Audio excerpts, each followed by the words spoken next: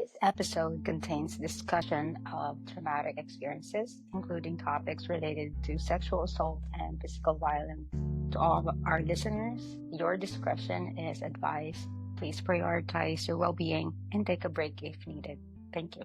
Welcome, everyone, to another episode of Modern Yoga Talks. We have Callie Conyers. And Callie, for those who don't know you, please introduce yourself. Hi, I'm Callie. I am a yoga instructor and personal trainer, and I own my own business organizing yoga retreats.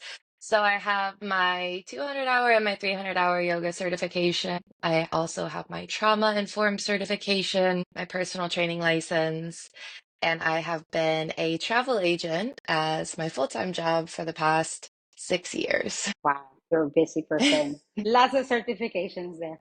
Callie, can you give us a little bit of a story, how you started with yoga and what life like for you before you got into the practice? Yeah, so I found yoga when I was in college. I had been an athlete before in high school, and then I went to college and wasn't playing sports anymore. I was working a lot, I was partying a lot, and having a really good time, but I was getting insecure about that freshman 15. At that point, it was probably like freshman 25 that I had gained. And I really was also struggling with my mental health at the time. I didn't realize how bad it had gotten just from the drinking, the eating, the weird sleep schedules, the stress. So I found yoga from a Groupon, if anybody remembers what that was, for a hot yoga studio near where I went to college. And I drug a friend with me, and I had never done yoga before, and this was a really intense hot yoga studio. They were not playing around with that heat. And the very first class I ever did, at the end of it, I laid on the mat and I just cried my eyes out. And my friend didn't want to go back 'cause she didn't like it, but I kept going. And for the last year or so that I was in college, it was kind of the thing that saved me and got me through. And that was probably in 2017. I've been doing it ever since. Wow, that's beautiful. Thank Can you. you share what was the cause of your stress, if you don't mind, Yeah, back then? absolutely. I had a lot going on, even more than I do now, if that's possible. Was going to school full time, getting 2 degrees. So I have a bachelor's in psychology and a bachelor's in philosophy. And I was also teaching a Psych 101 class. I was working in the brain and behavior lab. I was trying to get published, so doing my own research and writing papers, but I was also working full time in social services. I was working in a group home for teenage girls. So whenever I was at work, I would do 80-hour shifts for a week. So I was with them pretty much every second I wasn't in school. And it was really, really stressful. It was really rewarding, but it was really hard. I was around a lot of trauma, a lot of violence, a lot of kids that had never been taught emotional regulation or attachment, healthy attachment. So I also got attached to them. I was only 20 at the time when I started there. So I didn't have any boundaries. I didn't know how to kind of be in that environment and stay sane and stay healthy. And then the weeks that I wasn't at work, so I would work one week, I'd be off a week. That's why they were 80-hour weeks. And the weeks that I wasn't working, I was also a volunteer victim advocate. I did Oh my that for God. about 3 years. So I would do that at night. I would be on call from like 6 p.m. to 6 a.m. or something. And if any women, or anybody really, I just mostly got women, if they needed help in the middle of the night with a restraining order, I would go to the local jail and help them fill out paperwork and help them get in front of a judge. Or if they showed up in the emergency room and needed a rape kit, the nurse would call me and I would come in and I would make sure they had clean clothes and kind of explain the process to them and just be support in somebody's worst moment of their life. So that was a long way of answering your question, but a lot of the stress was normal things that a 20-year-old was doing, working and going to school. A lot of it was all of the ways that I had surrounded myself with helping in a crisis. Later, of course, you kind of realize things later, hindsight. I was doing all of that in an effort to not look at what I had been through and my own trauma because my coping skill is let me dive into something that makes me so busy I don't have time to look at my own stuff and makes me feel useful and helpful to others. So it was a lot happening at that time in my life for sure. And yoga was kind of the only place that I could set everything else aside and just be with myself, which was also really hard for somebody running from themselves. That is a lot. That's a lot for a 20-year-old. And yeah, fuck, that's a lot for any age as an adult. I mean, that's a lot of escaping. It If you, was. It was. yeah. It's so funny to look back on it because I wrote my thesis on victim blaming in college, and all of my research was around victim blaming, and I could not, for the life of me, address my own issues and go to therapy and get the help I needed. But it was like I found every outlet possible to kind of put myself in that world unknowingly at the time, which is, it's just so funny to look back on stuff like that and kind of connect the dots backward. I think like a building that kind of trauma response where you'd rather deal with someone else's trauma than yours. That like Absolutely. goes deep, right? Yeah. Do you mind sharing, not in full detail, just like Yeah. the trauma that you were avoiding yourself, that instead of looking at your own, you gave your power to other people, which is beautiful, by the way. Thank you. So, not trauma related, but growing up, my dad worked in social services. So, that's kind of how I got involved. I ended up working for the same company that he did, just a different branch. It was after he had found a new job. So, I did get into social services a little bit because of my dad's background. But mostly when I was 19, I was assaulted. And it was really, really horrible. And I blamed myself a lot. There was drinking involved. I was a 19-year-old girl from a small town. Nobody had kind of ever told me that if something like that happened, it wasn't my fault. Nobody told me how common that was. So I just felt really alone. And I knew something bad had happened for sure. I had a lot of the physical symptoms. I really should have gone to the hospital, but I was too scared. I had a lot of, yeah, I had a lot of physical symptoms, a lot of physical trauma to my body, but I wasn't ready to face it. And so my memory was also kind of spotty, which it doesn't, just living in the society, especially as a woman, if you don't have a clear story, if you were drinking, if you don't feel like you fought back enough, then you know how that's going to go, unfortunately. So with the little knowledge I did have, I knew that that was not an option that was going to do anything good. And I was so embarrassed. There was other people I knew around kind of in the vicinity, and I felt like they knew. And I'm a super private person, so all I wanted to do was forget about it. That was all I wanted to do and put it behind me. And then that led to what I now understand, a lot of drinking as a way to cope, because anytime I was sober, I couldn't stop remembering. But when I was drinking, I become really carefree. I become not as anxious. That led to a bunch of health problems, drinking. And again, at the time, I didn't realize it wasn't my fault. But when you are drunk all the time, you're just kind of more vulnerable to bad things happening because you can't listen to your intuition as well. You can't be in control of your body as much. And so when like maybe 6 months later, it happened again, different person. This one was really bad because it was somebody in the line of authority. So it was another doing the mental math of, okay, I do know this time that I could say something because I know it's wrong this time. And I knew it was wrong because I had become a victim advocate, which was kind of how I coped with the first time. But then I'm doing the math of, okay, this is somebody who is in a position of authority and I'm still underage and I was drunk. And so again, this is going to be worse for me if I say anything. And I did go to the doctor this time. I went to like an urgent care clinic. And the nurse tried so hard to get me to report it because I was covered in injuries. And I freaked out on her and I ran out and I was like, oh my God, why would you suggest that? Like, I'm just coming in here to get some help. Why are you making this harder on me? And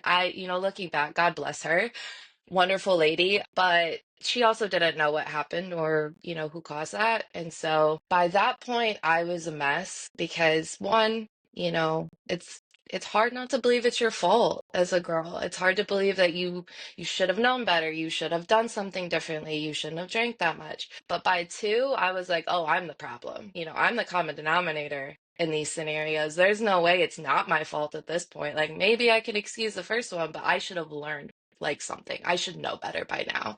And that's so terrible. I mean, it's the truth. It's what I thought. Now I know. 29-year-old me knows that it's never your fault when somebody decides to be violent and violate your body. That is never your fault, but I didn't know that then. And so I threw myself into more victim work in my degrees, more research. I got the job in social services. I kind of felt like I was a lost cause, but I could help these teenage girls. And I was so good at talking to them. I was so good as a victim advocate. I don't think I'm good at a lot of things, but I was really good at helping all of those women. And I never once thought it was their fault. And I couldn't figure out why I couldn't apply that logic to me. I just couldn't. There was something like, it's obviously they're not their fault. I didn't have to convince myself of that. But for me, it was like, but I'm different. But I was supposed to do better. And that led to just a lot of years of drinking and not getting the help that I needed. And a lot of work that I kind of had to undo in later years because I spent a lot of years really internalizing everything that happened and blaming myself. Thank you for sharing that. That's very deep, and I hope I didn't stir anything. But this is very relatable to me because I have the same experience. I was assaulted when I was 11. No, I was assaulted when I was 7 till I was 11. You know, the memory of Oh, the trauma ruins your memory. oh my God, like the memory, it's like your brain don't want to remember, No. like because it's just too much. So I understand Yeah. definitely the drinking, like that to me Yes. also. And I think for you though, like I know that drinking is like the way to cope. That's the escape, right? Yeah. Because when you're sober, when you get to like look at yourself from a logical perspective, it just doesn't add up because Yeah. we hold ourselves in a different standard where we're like, I'm smart and Yeah. all these things, right? And then when we don't fall under that, I like we it's like we failed ourselves pretty much. Yeah. That's how I felt. But to me, being a kid, it was I had a lot of resentment and a lot of anger towards the adults around me. Oh, yeah. Because like you said, they knew, but they chose not to do anything. Nobody stood up. And then, but in private, they would share their 2 cents. Like, then you now feel like you've been seen, right? Like, oh, somebody actually understands what I'm going through. But when it comes to like a societal thing, like now it's like a bigger picture. No one says anything. And I think that what hurt me too much when I was going through that. And I also didn't understand how much that affected my life until suicide attempt later. I know that's a Yeah. little dark to giggle about, but it's just that process. And my suicide attempt was 2 years ago, so that's a long road. I'm 40 now, Yeah. so like, so that's kind of how it became. And for you, though, the beautiful thing I think is through these experiences, helping others wasn't an escape for you, just from my point of view. I think it was part of your healing. I Yeah, think, I think so too. right? Because you were understanding them in such a degree, like deeper than what you logically understand. Because, like you said, why couldn't you do that for yourself? But you can do it for all these Yeah. people. Yeah, I think it was both. I think it was really healing because it gave compassion that I needed to hear to other people. I just couldn't say it to myself, but I could say it to other people so easily. So at least it was being said. And, the more evidence you collect of, okay, well, I've helped 30 women in the ER, and if I don't believe any of them were at fault, now I'm just gathering data.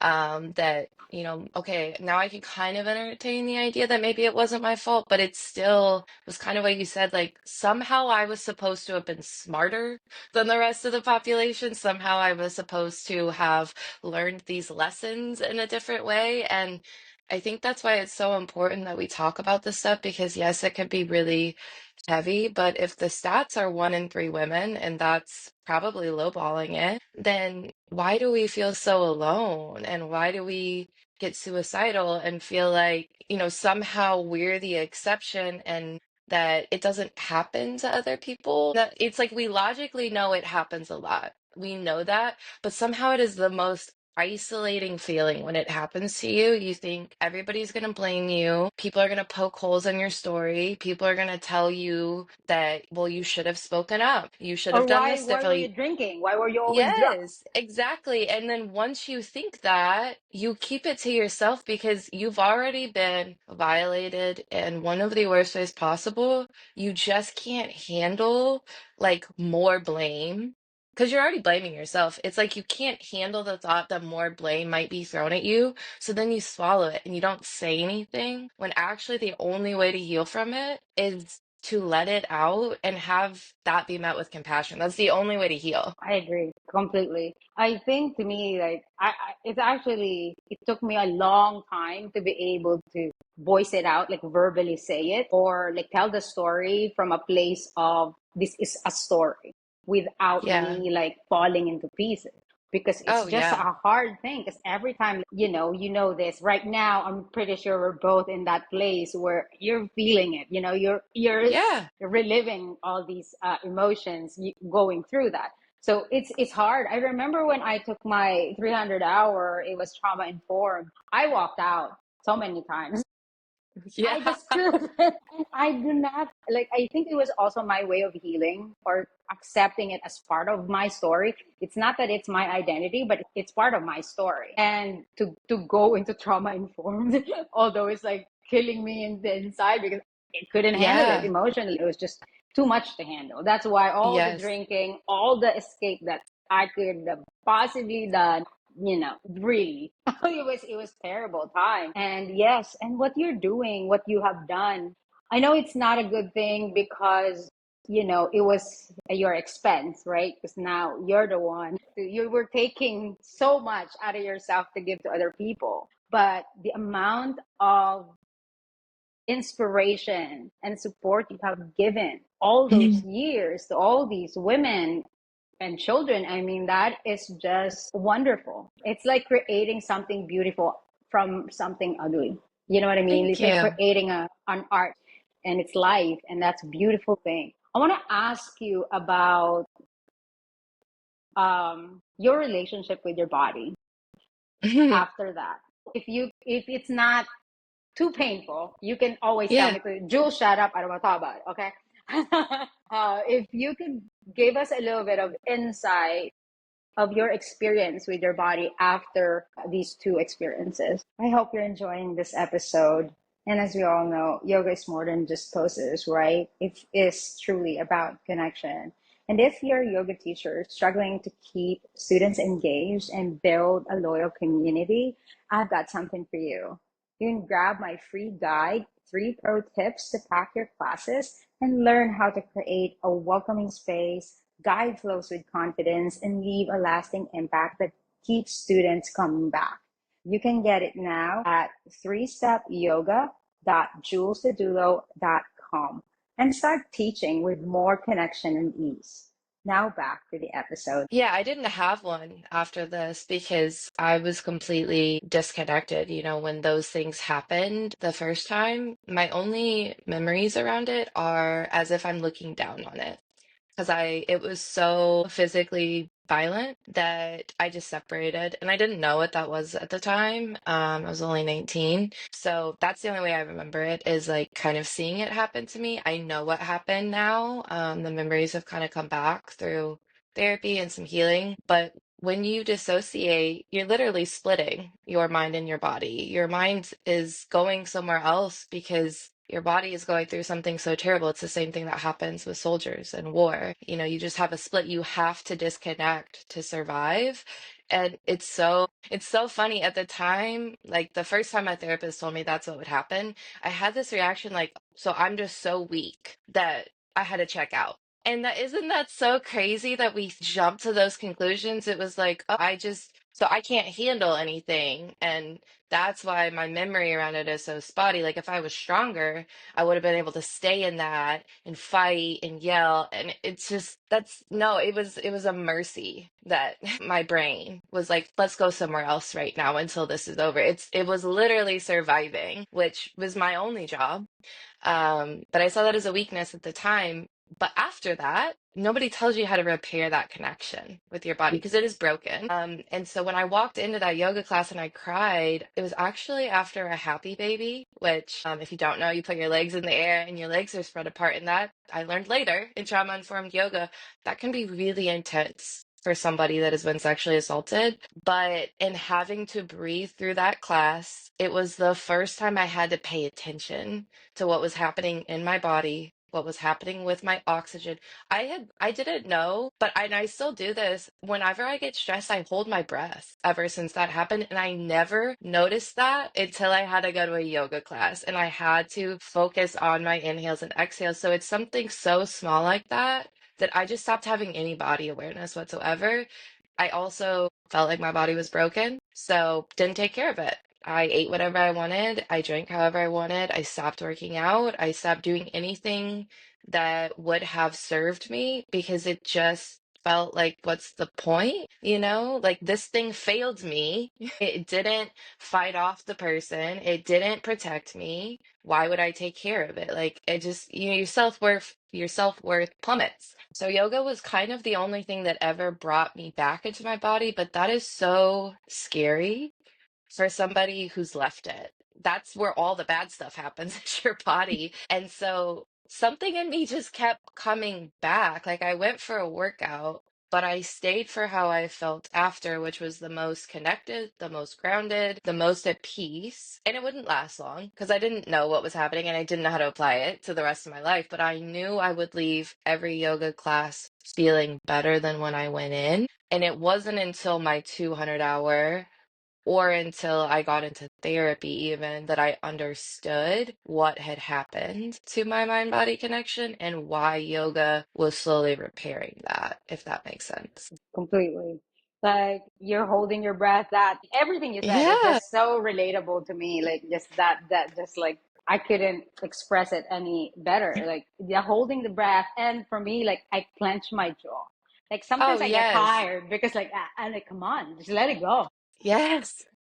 And I make Relax. a fist, yeah, and I make a fist a lot. I make a Yeah. fist a lot. And I didn't really realize that how these thoughts and emotions are showing up. And it was the same as you, like through yoga. I remember calling my brother. This was still like early phase of my yoga journey. I wasn't like going to anything. And then I was learning about the breath. My poor brother, he didn't know about yoga at that time yet. And then I told him like, look, I've been breathing wrong my whole life.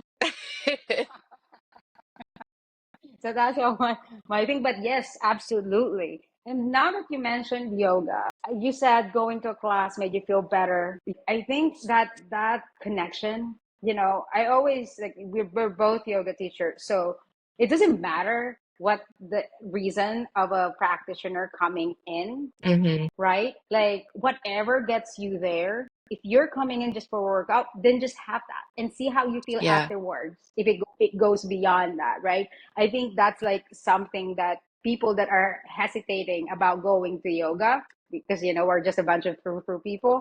Just come in, just give it a shot, and keep an open mind. You don't know where it would take you, right? And now Yes. you're saying that like your reconnection with your body. What was the process there for you after like realizing that, right? And then you're going to therapy. And now, where are you now with your relationship with yourself and with your body on and It's off the mat? improving. Good. Yeah, it's improving. I will say, I think as women, we just struggle a lot. I don't really know many women that don't. I know women that are more quiet about it and more women that are more open, but it's hard to live in this society where your body is a trend that changes. We went from like in 90s, early 2000s, super stick thin to now what's expected is that you have curves but still have this tiny waist and flat stomach. Our bodies are kind of deemed worthy or unworthy based on it's almost like a fashion trend. And how do you keep up with that when it's your genetics, your muscle makeup? It's hard. So I think it's hard in general. I think for people that have been through trauma, this is the thing that where all the bad stuff happens and it's really easy to feel broken. So I know a lot of trauma survivors that have eating disorders or have a really hard time balancing that line between working out for health and almost working out as like a punishment in a way to control your body because you didn't have control before. So let me be really strict with food and work out because I have control over that. So just anywhere you can find control, it kind of feels like that falls to our bodies a lot. But to be honest with you, it's I found a new therapist about 2 years ago. She does somatic therapy, which is really helping store trauma in the body because as somebody who loves school, who has a bunch of degrees, I could sit there and talk to you and tell you exactly everything that's wrong with me, wrong in quotes, how I got here, what my issues are, what I need to work on, but it wasn't doing anything for a while. Like I kind of had maxed out, but I still wasn't getting better. And that's when I found this wonderful person now who is helping me actually release it from my body. Like she's helping my body feel safe again. And I didn't actually know that that was the root of a lot of this was I was still racing for impact. I was still waiting for somebody to hurt me. I was still waiting to be hit. I was like I got really into boxing because I was like, I'm not gonna let this happen again. And so I was like in a fighter stance all the time, which is exhausting for your body. Like being so hyper vigilant. I couldn't sleep because I was having nightmares. And I was waiting to be hurt. And my body didn't know it was safe. Like it didn't know that what happened was in the past. It was still thinking that was happening and it was going to happen again. So that relationship is hard because I am also an achiever and I'm like, why aren't we over this? Why can't we just move on? Why are you not operating on my timeline? Why can't you do the things I want you to do? So most of my journey is kind of I already have the awareness. It's having kindness and having patience and compassion. But I will say it gets compounded with being in the yoga community and also being in the personal training world because the yoga community, it's kind of been a stereotype that you look a certain way, that you're pretty thin, that you are super hyper flexible, that you eat a certain way. And that is actually in conflict with the personal training community where you're supposed to be hyper muscular. You're supposed to eat completely different in terms of protein. I I've been like towing those two worlds for so long that I don't actually feel like I kind of fit in either one of them. Not to a T, I'm not jacked enough for the personal training community, and I'm not small enough for the yoga community. And then you add the trauma element, and it's just like you look around and you're like, how does anybody feel comfortable in this world with all the different expectations? Who is meeting these expectations? So Especially it's for women. hard. Yeah. Yeah, Oh, it's getting better. Some things just come with age. I'm learning, which sucks. Like I would actually just like to know, okay, well, when am I going to learn this? And when am I going to be able to check off this? But sometimes it just comes with age a little bit and wisdom and getting more comfortable with yourself. So I will say it's getting better, but having all of those factors just means it's tricky and I don't see how it's not tricky for anybody though. I agree. I mean, yours is, that's like the whole different side of the spectrum, right? The personal Yeah. training and the yoga community. But societally, just in general, like, especially for women, you talked about the body and how it's expected to be. And now, Yes. that like long time programming that was created, and then you have to look a certain way, and that was like passed on generation after generation. And then you get to a point like, what the fuck should I look like now then?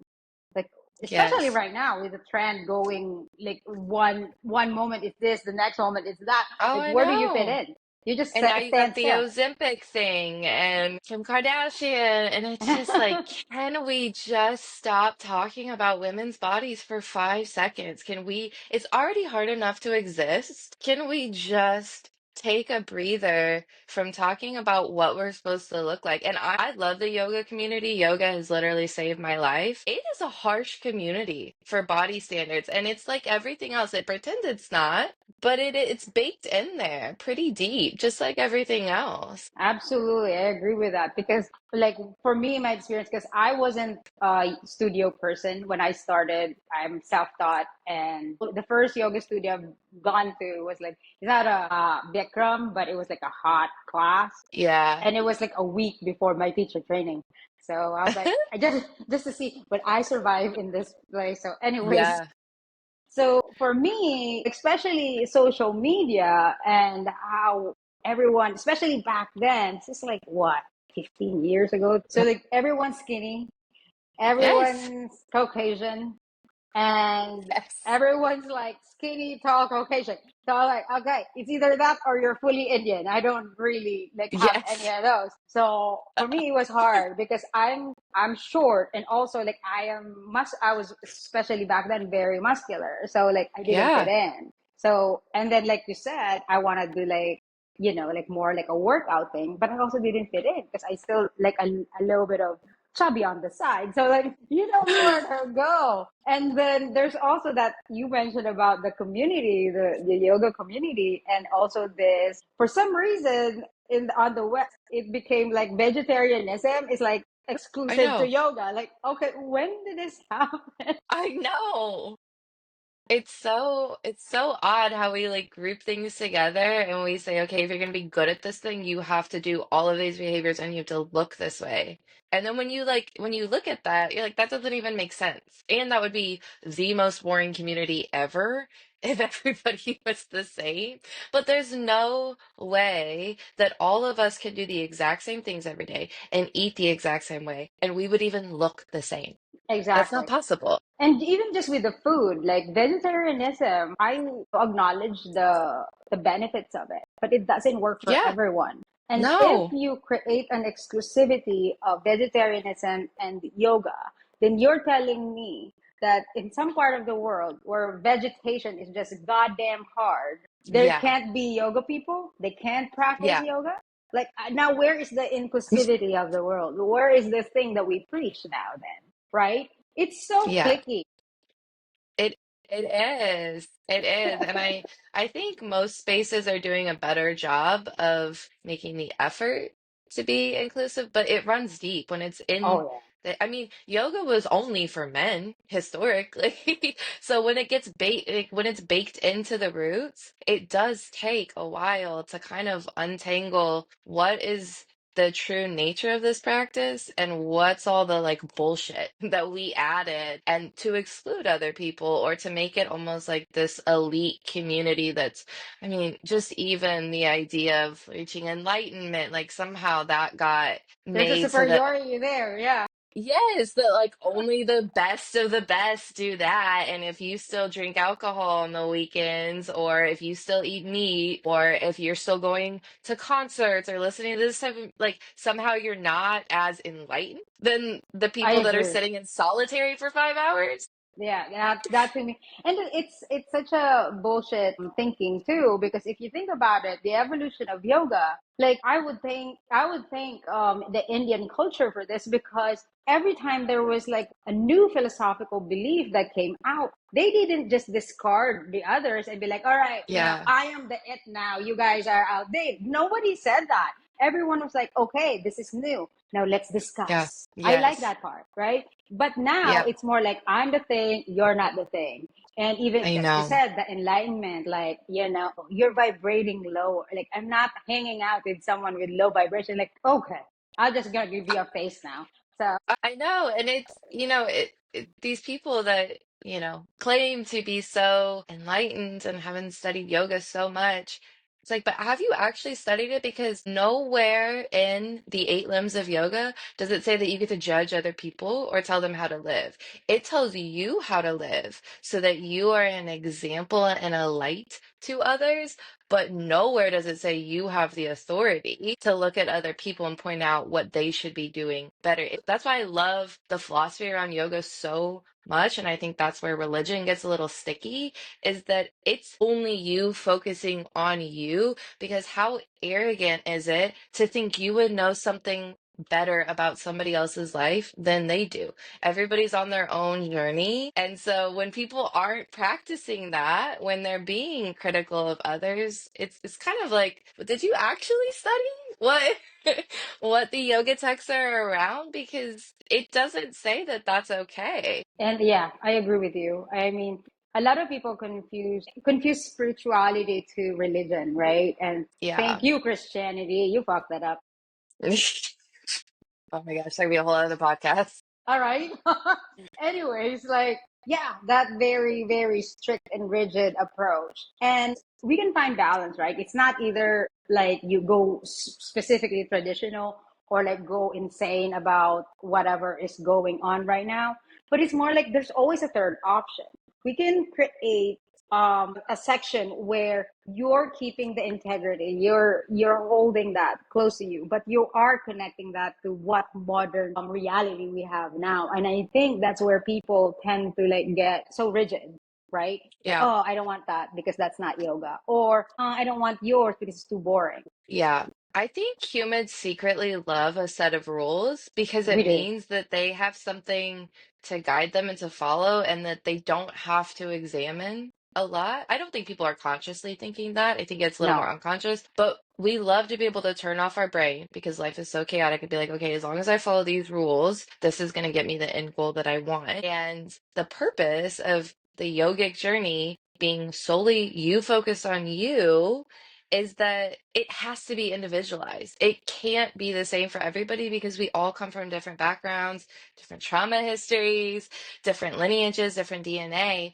It doesn't make sense that there would be a one size fits all approach. Like, no. not for personal morals and ethics, not for diet, not for workout or movement. So I feel like all yoga is good yoga. No matter why you're coming to the mat, you are coming to show up for yourself, to move your body, to take time for yourself, and all of the benefits of yoga will seep in no matter your intention for being on the mat. Why would we be judgmental of how people are showing up or what the class is? You know, there's some teachers that like, why would you teach twerking yoga? Or why would you teach hip hop yoga? It has to be silent. And it's like, people are coming to do something good for themselves. It's still a net positive, no matter how traditionally spiritual it is, because there are spaces for everybody. Everybody's journey is different. There's people that I don't resonate very deeply with the very traditional class that has no music to it or is solely in Sanskrit. I think those classes are beautiful. I really have found that my niche is like, I want to move. I want to sweat a little bit. I want to get out of my head and I want to listen to good music. And that serves me best. I love So that. why wouldn't we pursue what serves us best? Why would we be listening to these rules made by somebody that's not us? I remember when I was ignorant about yoga, right? Because when yoga came out, you gotta listen to all this Oh, you meditation have thing to. and all.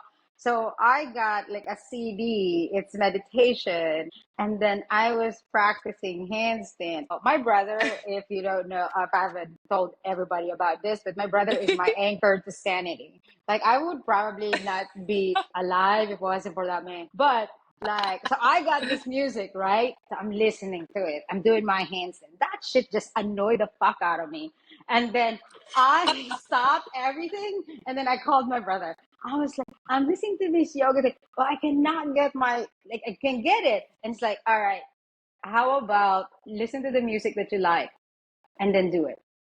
Very Yes. fucking simple. Revolutionary.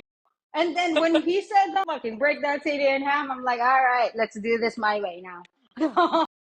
Exactly. Like, how many times have we done something because it's the way you're supposed to do it, and we actually don't enjoy it at all? And we could find joy in it if we just did it how we actually wanted to do it.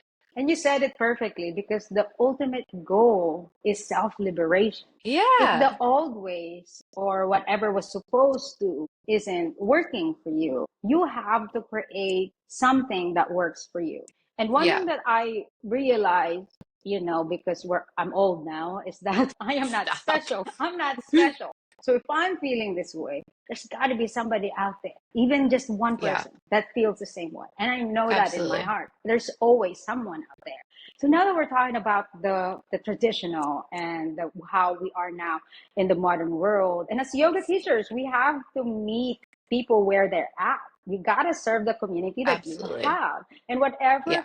gets them back to themselves, right? And keeping that integrity of yoga, in which you do, you have that, and that's what makes your classes beautiful.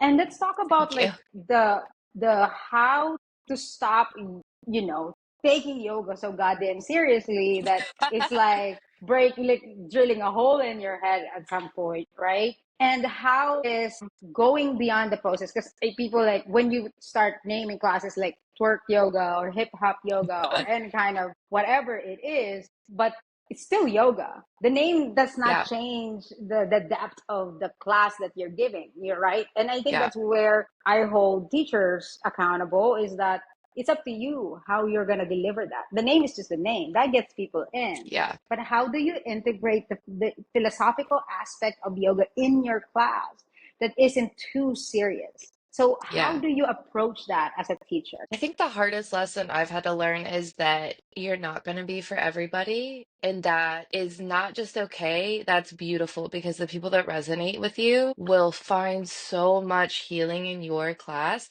And it takes the pressure off you to be the perfect teacher or to serve all these different little agendas that you want to hit because there's somebody else out there teaching that does it way different than you. And people are so attracted to that. And those people find exactly what they need. So, first of all, you do not have to be everything to everybody. You can't. If you were everything to everybody, that is the most vague, bland class on the planet. And you're still not going to hit everybody. So, my particular niche, I am known for having fun with it for sure. I'm known for my music, and I am known for incorporating strength training into my yoga classes. Those are kind of my things. Um, as you know, coming as a personal trainer, coming from the fitness world, form is really big for me because I have hurt myself doing yoga, forcing myself into poses my body wasn't ready for, not understanding alignment, not understanding joint health, all of those things. So I get a lot of people that are postpartum or having taken several years off from any kind of fitness. Those are the people I love. I love serving that community. I also love serving people that go to the gym every day and lift really heavy weights and want to focus on more mindfulness, more flexibility, things like that. So I'm really big on form, but I like to add in strength training anywhere I can. I add in push-ups into class, always having modifications, always having ways to make it more intense, but really making sure that we are strengthening big muscle groups as well as small ones so that poses become more accessible for people because what I think deters people from yoga the most is feeling like they're not good at it. I'm Yeah, not and the flexible enough. best is, and it doesn't matter what you say to them. Like, I think we've learned that. It doesn't matter, look at women. It doesn't matter if somebody tells you you look skinny that day. Like, it doesn't matter if somebody tells you yoga's for anybody. You still have these ideas. So the best way to combat them is not by trying to talk people out of it. It's by trying to help them get stronger or get more flexibility so that they can actually do the poses. And, they show up to a class and they weren't able to do, this happened to me 2 days ago. Somebody had never done crow before, and had been able to get it. And so I've been working it into several classes because I know that that's kind of a milestone arm balance for people.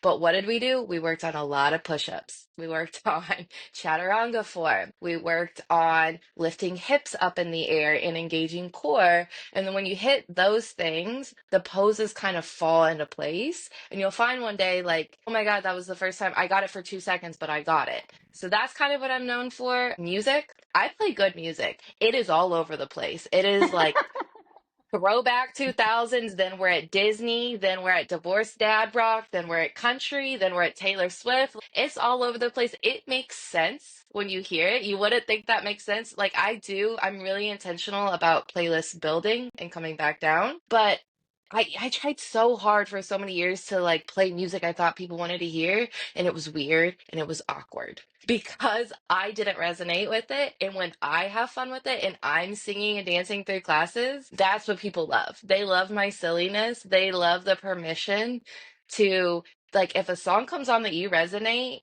dance to it. You are moving your body. You're connecting with your body. I don't care if you're in Warrior 2. If you would rather dance, have the autonomy to do what your body wants to do. And then when I do that, it gives people permission to do that. So definitely dancing, singing, and music. And then, like I said, just life is so fucking serious. I hope I can say that word. Yeah. Have you heard me? I was like, are we cussing on this podcast? Life is so fucking serious. It's so hard. Everybody has trauma. Everybody's trying to pay their bills. Everybody's trying to be a good parent, a good partner, a good friend, whatever. Everybody struggling in some way with mental health, it feels like. Yoga does not need to be another thing that is that serious. Like, there are classes where I want to go, I kind of am feeling more competent. What is that word? what is that word? Like reflective. I'm feeling more Oh, okay. reflective and I want to be a little bit quieter for sure. Then I'm going to go to a teacher that I know will do something like that. But most of the time I just want to get out of my head and have fun with it. So that's I have to teach the way I would want to take the class. Otherwise it's weird and it's stiff. I don't know how to do it any other way. So I've kind of just had to surrender to this is what I would want and this is the way I'm going to show up the most authentically because people could smell bullshit. They know when you're saying something and you don't actually believe it or it. So I think the best thing new teachers can do is figure out what class you would want to take and unapologetically teach that class. And I promise you, your people will find you. You could get so freaking niche and so specific, and your people will still find you. I totally agree with that. I think all new yoga teachers have that issue of like wanting to Oh, be yeah. a certain because it's been programmed, right? Like you got to be Oh, this. yeah.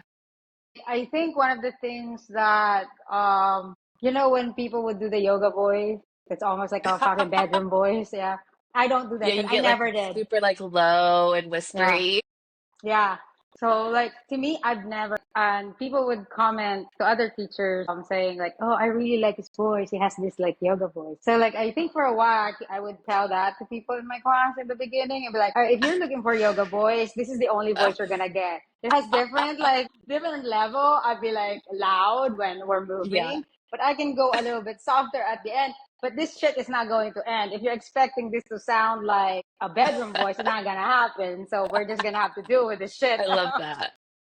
So I agree with that. And that thing that you said, like show up as you, just the authentic you. It's not coming from ego. We're not talking for those listening. We're not talking about ego, like, oh, this is how I want it, this is how it's going to be. No, it's more coming from this is what's real to me. And this is what exudes outside of me. And then now I'm giving to other people. And my intention is for everyone to feel as good as they can with themselves. And that's how you create safety because it's a primal need. Everyone Yeah, that is coming to yoga, everyone on the planet is just looking for that safety, that sense of safety. If as a yoga teacher, if it's the good music, the fun, and the just that mere permission to be able to just fucking move whatever feels good for you in that moment, and if the music gets you there, do it because you're safe here. yes, That's what pretty much what your classes are giving.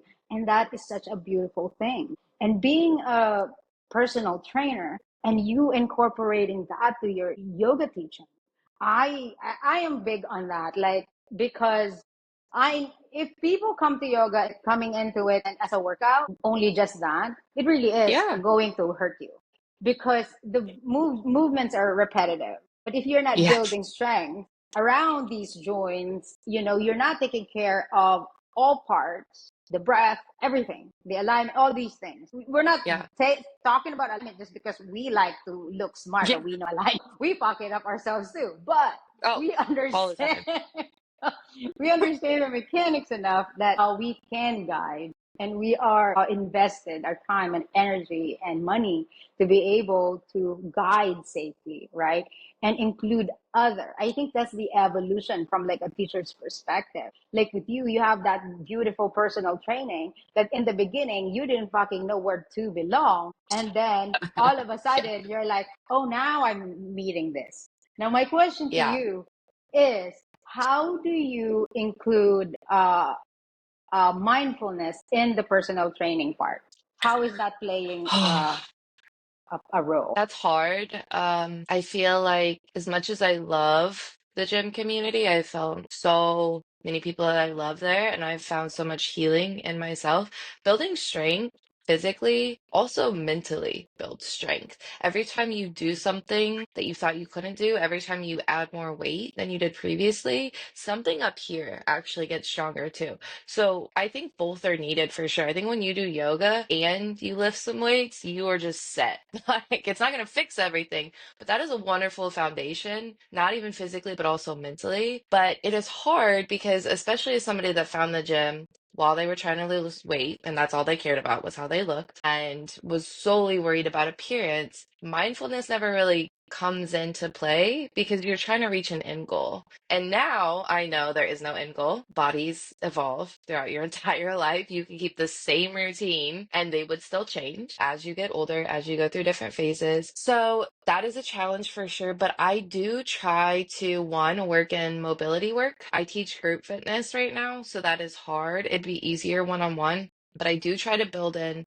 mobility work, so moves that help people get stronger and more flexible, and ideally work smaller muscle groups. So like one day I had it was like a station where they were supposed to do side lunges, and I said, okay, we're actually going to do something yoga-y because they love when I like throw that stuff in there. And I had them go down into a skandasana because I knew their quads had the strength to pick them back up. But I said, do it, but come back up without your hands, without pushing off the floor. And a lot of them couldn't do it, not because they don't have the strength, but because they didn't actually even have the flexibility to get down into a skandasana. But if you have both, that is such a steadier foundation than just having brute strength or just having hyper flexibility, because you'll hurt yourself having just one without the other. So even like small mindfulness things like that, where it's not pointing out weaknesses, it's just saying, hey, have you ever moved in this way before?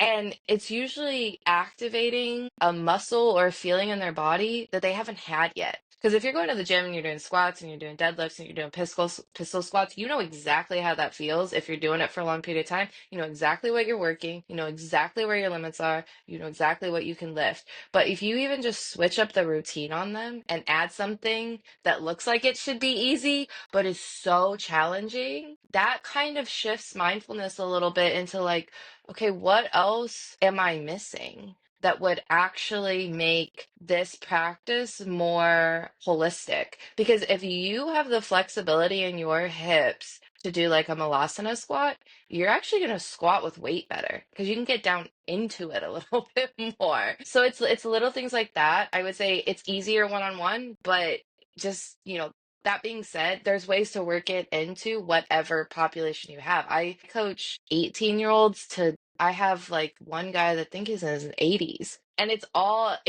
possible. It's just what is your intention behind working with those clients? What are you trying to get them to do? And what ways are you trying to expand them? Did that answer? Yes, that definitely did. I think it's when you come in, like I think what you're trying to say is like from a personal training perspective, right? You're teaching from 18-year old to like an 80-year old.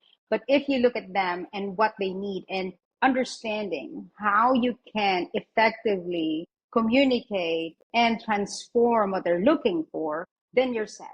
And that's where the mindfulness come in, Yeah. right? Because if you're mindful, you're not just like, oh, this is the sheet that I have. This is what the fuck we're doing right now. And it's an 80-year-old. He can barely like freaking, put the chin down to the chest. Like, dude, come on. Like that's where you put that together, right? And for you, I have one more question because I know Yeah. these episodes get shorter and shorter every time. I want to ask you about how yoga, especially yoga philosophy, like gets integrated in your life, and how is that shaping everyday life for you? Yeah, that's a great question. I mean, I feel like I got into yoga for the physical aspects, like most people do, thinking that it was going to be a workout, and I had no idea there was so much more depth to it. It did help that I was pursuing a philosophy degree. I was pursuing it in the Midwest, so there wasn't like a ton of Eastern philosophy built into that. Um, but kind of finding out that there was a deeper side to it just from teachers saying things in classes. Like they would say the word ahimsa, and I'm like, what the hell does that mean? And so I have a curious spirit anyway. So I started pursuing some of that on my own. I love to read. I got books on it. I kind of talked to some of my professors in school about it. But then when I really did a deep dive, I figured out how applicable and relatable it all of that is to current life, because even though a lot of that was written thousands of years ago, humans have not changed that much. We are not that unique. We still have a lot of the same struggles. They just look a little bit different. We got different technology. But really diving into the yamas and niyamas was really helpful because at 20, you don't know anything. at all. And it's somebody Dude, that I'm had 40 been and I still don't know shit. truly, who knows anything?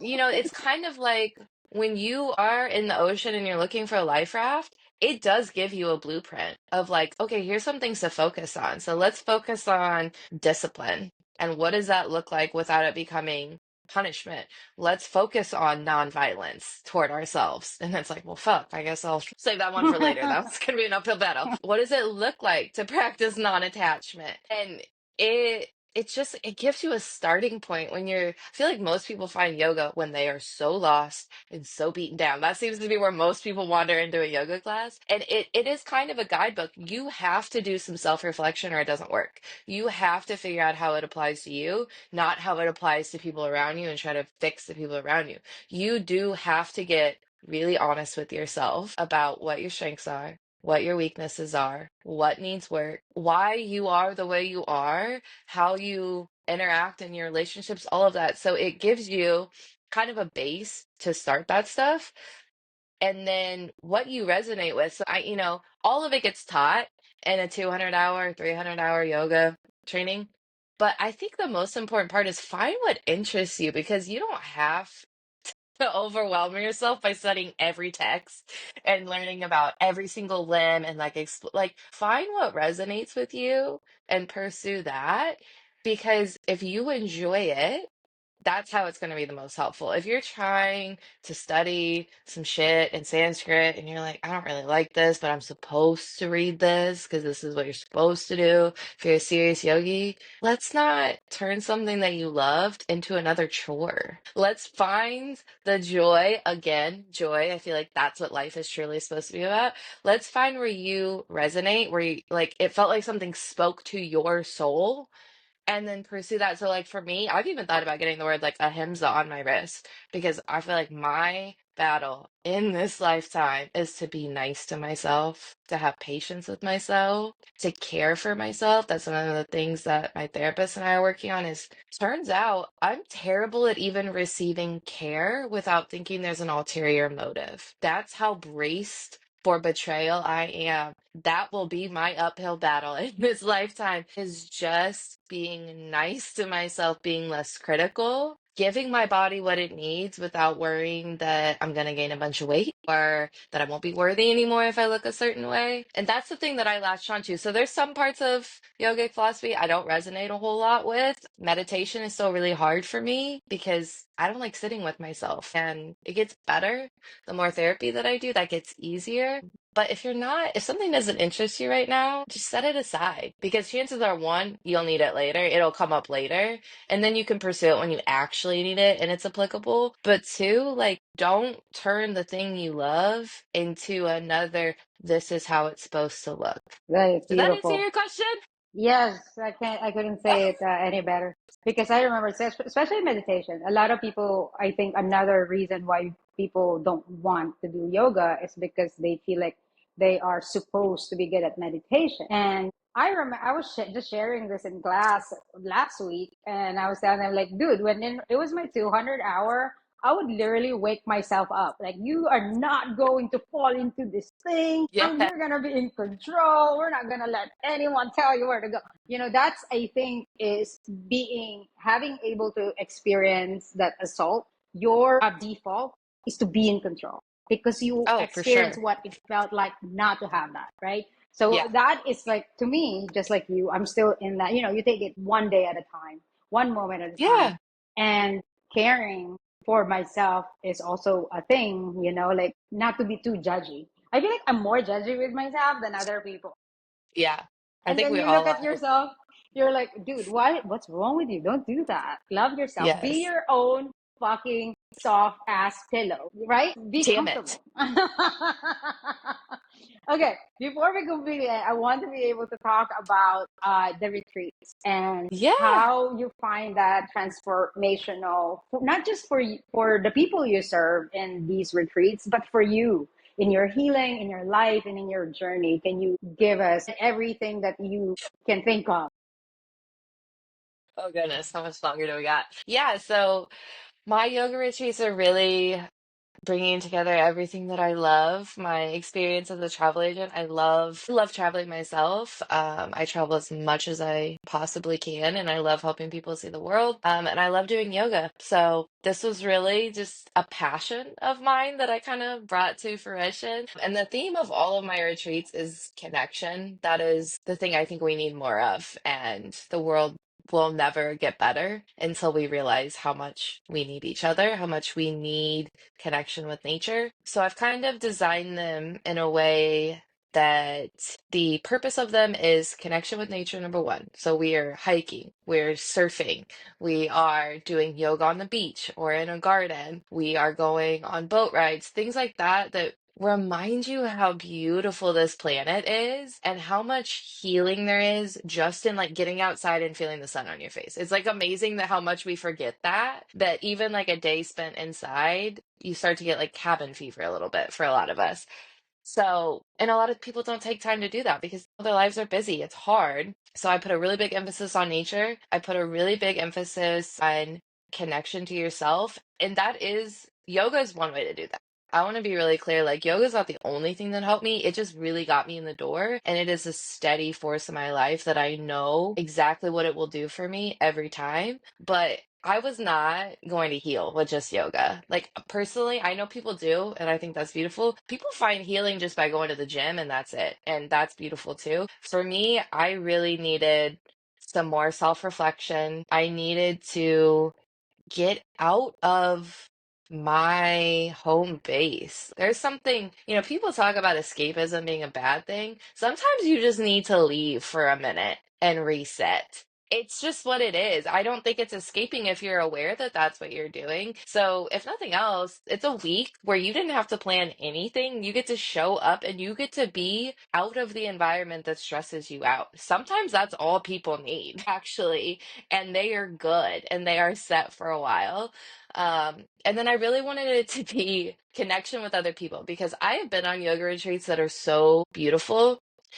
And I couldn't even have told you the other people's names because it was so focused on being a solitary, like inward journey. You weren't like sitting around chatting afterwards or anything. And that was beautiful. That's what I needed at that time. I really just needed to focus on me and not kind of get distracted by talking to other people. But the best trips I've ever taken in my life have been when I've met people from other countries or even met people from back home that just happen to be in the other country at the same time. And we're still friends and we still talk. I think the best way to learn in this life is from other people that have different backgrounds and experiences as you. And traveling is just a really efficient way to do that, to show up in another country. And I think some of the most amazing people I've ever met have been taxi drivers and bartenders and tour guides. They're so talkative and it's like they've gone through all this shit and they're so smart and have all of this wisdom. And you just wouldn't know that if you didn't take the time to talk to them. We get really self-centered sometimes and get really in our heads, and we don't look at how many people around us like are just wells of advice and information and experience. So that's a long way of saying my retreats are totally about connection. I want you to make friends or at least get to meet other people that are different than you. I don't want it to be a yoga retreat where everybody's the same and nobody talks. That's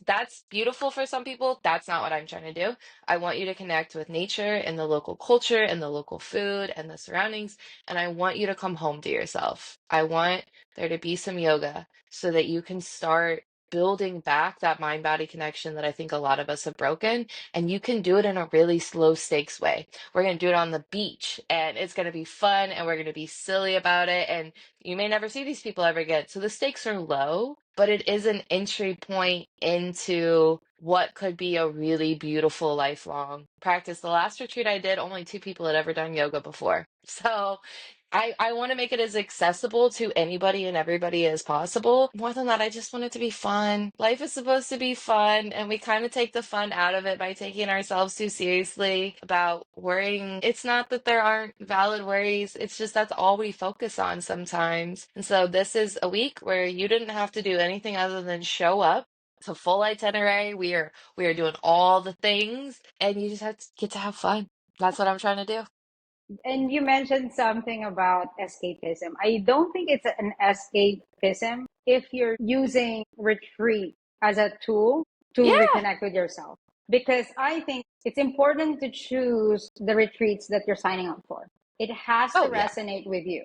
So I think the beauty of what you're creating in your retreats is, one, you create a fun way of dealing, not dealing like it's such a chore, but like a fun way in reconnecting with yourself and connecting with other humans. Because in a world that we live in, which is so easy to get connected with so many people in different worlds, oddly enough, this is also like that generation. We're so all disconnected from each other. And in this Western culture, especially in the US, it's such an individualist country Yes. that it's so hard to connect. You feel like you're all alone all the time, or there's even like this competition with hardship, like, oh, I'm suffering more than you. Like, dude, No. my suffering and your suffering are just as valid. We're not Yeah. doing that shit.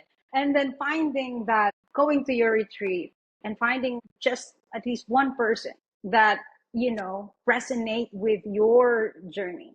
The details don't need to be exactly the same, but all these No. universal experiences that we have, now we get to share with people that in return help you reconnect with yourself. And I think that's a beautiful thing. So, because there are a lot of people that get addicted. I know someone in my life that I've met that just kept going. Like, it Yeah. doesn't matter. The moment that there's a space, like, oh, I'm not working, I'm going to go here. That's escapism. And then keep learning, keep taking so many certifications, but not doing anything with it, right? Now you're Yep. getting addicted to just consuming information. So that is not doing Yep. any good, not to you, not to others. And I think we gotta, like you said, sit with ourselves and actually ask the hard questions so we be able to heal. Because I don't think healing is ever going to be a past tense. It's always just an ongoing process. Life keeps Because, happening. oh no shit, like it just keep coming. And the moment you think you're good now, guess what? Here's life. Life's gonna be like, hey, bitch, you remember me? So now Yes. you're getting more shit. So that is, Yes. yeah, that's a beautiful thing. Last thing, what would be your advice to one from a yoga teacher's perspective, to your fellow yoga teachers, and from a practitioner and yoga teacher to your students, or to the students out there, and even those who are just thinking, still like kind of iffy? What would be your advice to them?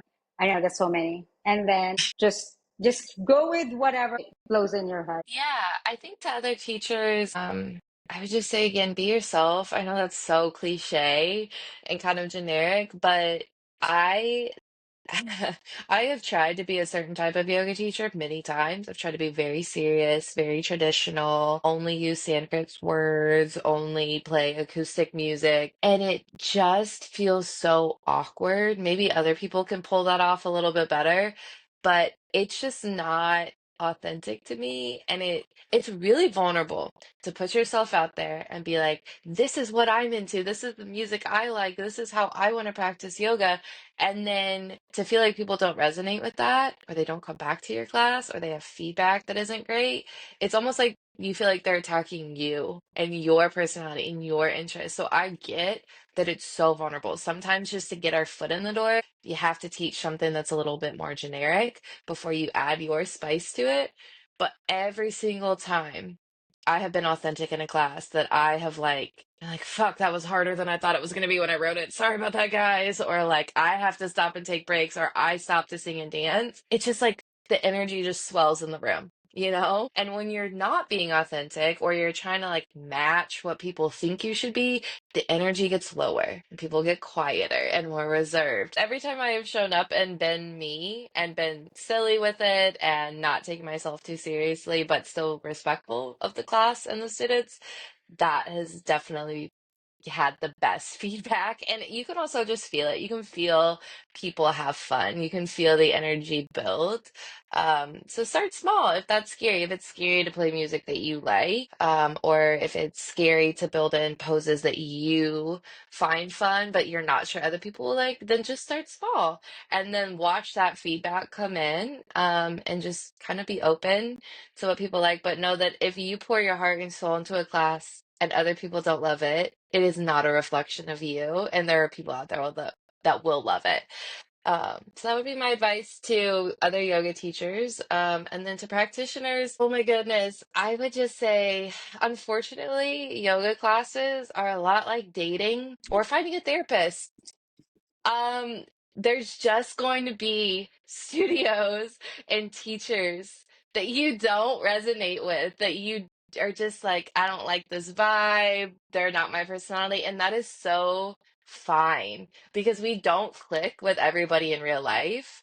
So why would we click with every yoga class? So if you are putting pressure on yourself to do yoga for reasons that's like I should be doing this, I should be more mindful, I should want to learn about this. Well, one, if you don't actually want to do it, don't do it.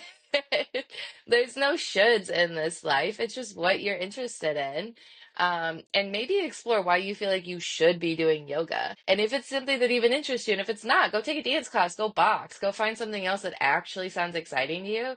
But if you are really interested in yoga and you just haven't found a class that you love, unfortunately, it's like dating. You just got to keep trying them. But when you find the place that you like, that you resonate with, that has a teacher that you love, or a couple teachers that you love, or has like class setups that feel good to you and your body, or has a space that makes you feel comfortable, I promise you that will be life changing because I am the queen of bouncing around studios and feeling like maybe it's just me. Maybe I'm meant to practice at home. Nobody gets me. Nobody likes to practice how I like to practice. And then I did find a studio and I found people that are a lot like me. And now I want to go every day, even if I'm not teaching, because it's a community. Now it's a community of people that think like you and have the same interests as you and some of the same personality traits. So I wish I had a better answer, but yeah, sometimes you just gotta date studios for a while or try online classes even, maybe you're not a studio person. There's no pressure to be a studio person, like you said, I did find a studio first, and then for years I only practiced at home. And that's beautiful too. There's all yoga is good yoga. Absolutely. I always tell people that if you go to a yoga class and the teacher didn't resonate with you, don't quit on Yeah. yoga. Yeah. You can change teachers. Yes, it's like don't quit on dating necessarily unless you Exactly. wouldn't go on one bad day and give up on all humanity. It would take at least a couple bad days, but Because you yeah, know, I even in my classes, I tell people that I'm not for everybody. That you're yeah. welcome to give this one a shot. But at any point in time, when you feel like, okay, this is not for me, I will celebrate your decision of rolling your mat and Yes. just heading out because that's you actually practicing yoga. You're honoring yourself and you're going Yes. to somewhere where you would feel more at home and safe with yourself. And that's the Which is so ultimate. brave. Absolutely. I celebrate that. I tell that to people like, you're not going to hurt my feelings. I want you to be able Yeah. to leave when you feel like you need to leave. Or just stay in Shavasana. I would probably be envious, I wish I could just Oh, lay I there. know.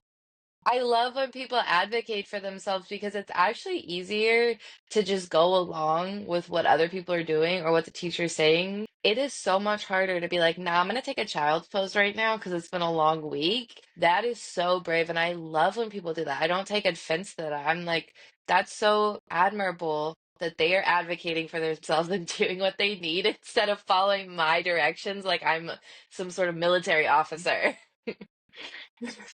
All right, Callie. Unfortunately, this is the end of this episode. But before we go, I want to give you a chance to talk to the audience and tell them what you got going on, what your offerings are, your treats, and all the awesomeness that you're offering to the world. You're an amazing human being.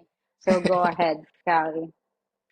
Well, if you're in St. Louis, Missouri, you can come see me in person. I teach at a couple different studios in the area. So at Warrior One in Fenton, at Fox Company in Wildwood, and then at Freedom Fitness in O'Fallon, all in like the St. Louis area. But other than that, I'm always willing to do private virtual classes. You can reach out to me on my website and email me. It's strengthandstability.com. I'm sure Jules will have all the links and stuff.